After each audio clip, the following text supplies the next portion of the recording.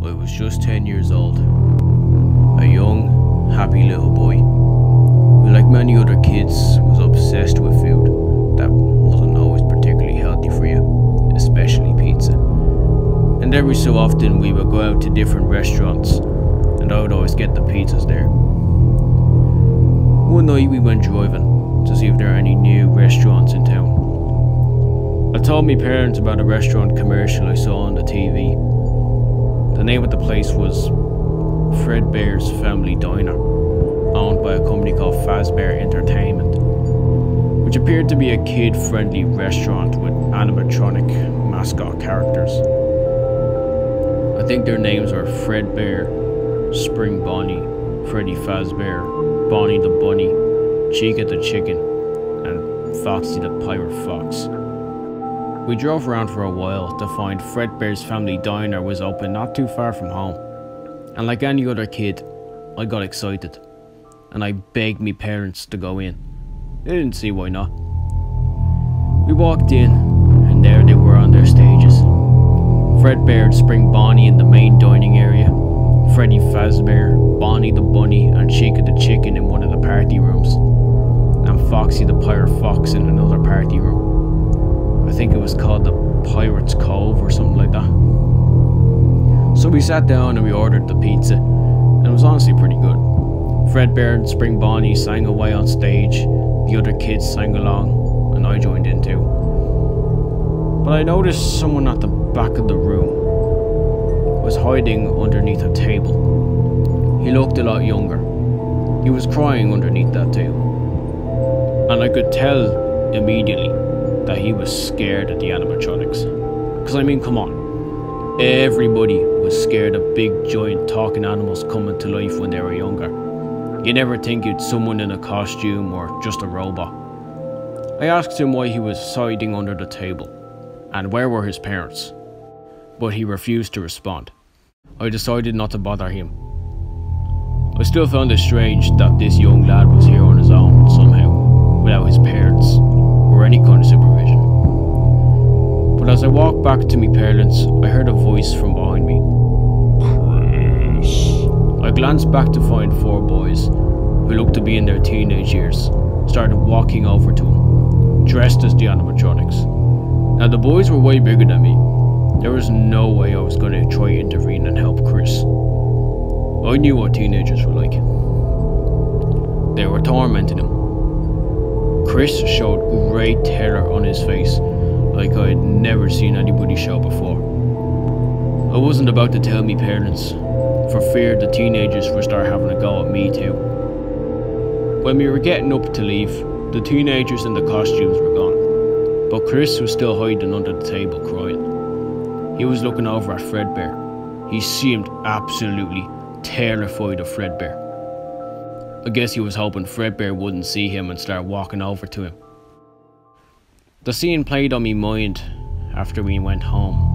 From what I could make of the scene, one of those teens must have been his big brother, and he and his friends must have brought him to Fredbear's, knowing how terrified he was of big animatronic animals.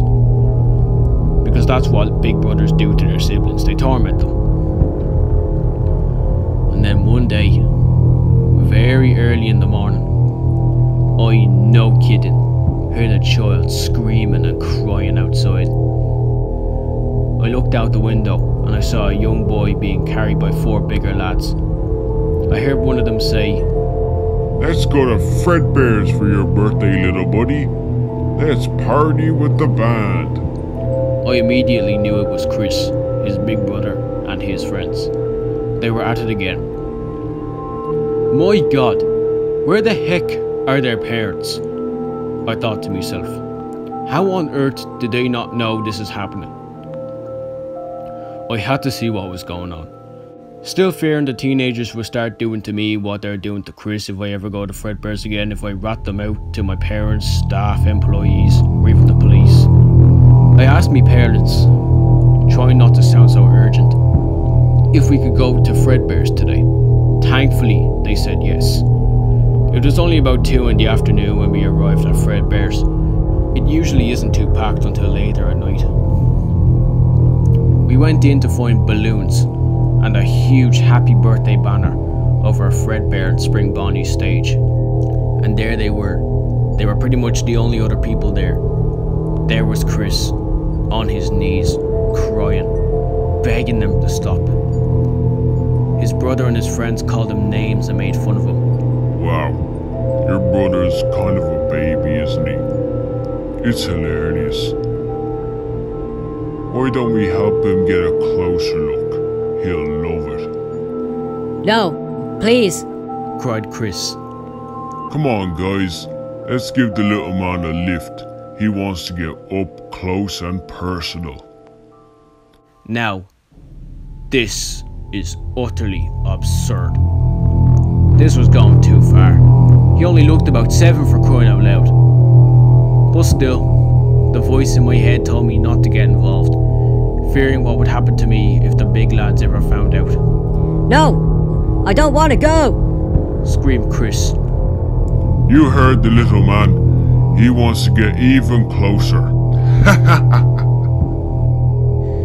They laughed hysterically at Chris's distressed cries.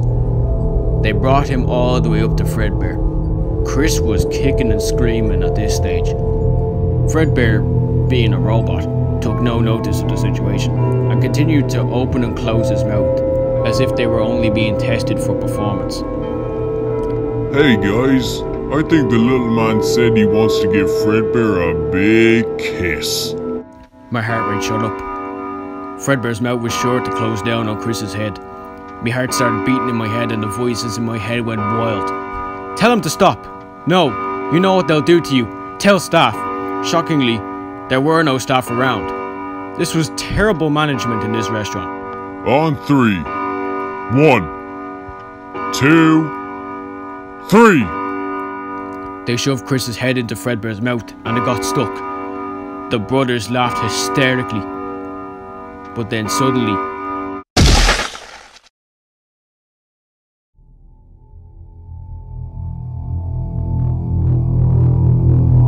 Chris's head got crushed in Fredbear's mouth. And in a split second, they all stopped laughing. There was complete silence. And there was soon havoc in the restaurant as other customers arrived, and staff finally took notice of the situation, all being at that point too late. Fredbear had malfunctioned and stopped moving. Chris's blood and brains were spilling from his mouth. The ambulance and the police were called, and everyone evacuated the building. The big brother and his friends did the same, only this time their hysterical laugh and smiles were gone, and their eyes were bloodshot, spilling tears all over their faces. Was it because they knew they were going to get into trouble now? Or was it pure guilt that Chris was surely dead? Me and my family went home, and the next day the story made headlines in newspapers and was all over the TV.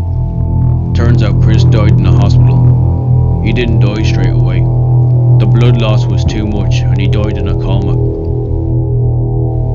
The parents of Chris and his big brother, who reporters said his name was Michael Afton, were never found.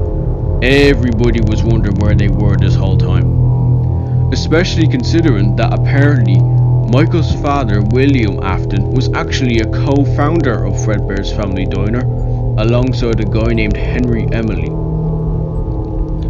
Fazbear Entertainment made the decision to shut down Fredbear's Family Diner the following day, and it was left to rot from then on. And the event was soon dubbed the Bite of 83.